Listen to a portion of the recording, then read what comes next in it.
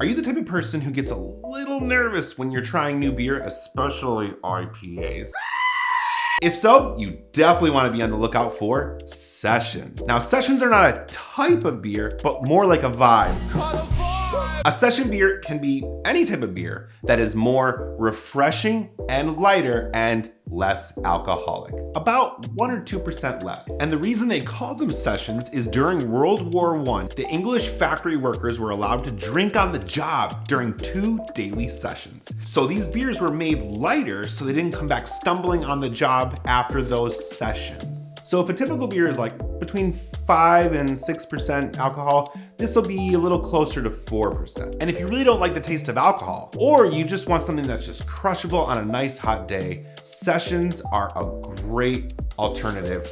Sessions are also really cool when trying new beer, especially beer that you normally don't like, because it kind of approaches it in a more lighter and refreshing way. Like say an IPA. And yes, I know IPAs can be scary and like super bitter, but having a session IPA, normally an IPA is like 7%, this will bring it down to maybe like 5%, makes it less intense and allows you to be able to like kind of appreciate what an IPA actually offers without it being just super crazy with the bitterness. And so if you don't have this problem, like you just want all the flavor, you want even more alcohol, definitely check out my other video called Imperials, which is a fun word to look out for if you're wanting more flavor and more alcohol. But if you want something chill and refreshing, definitely look out for sessions, because that's definitely gonna give you that cool, chill, little less alcoholic vibe.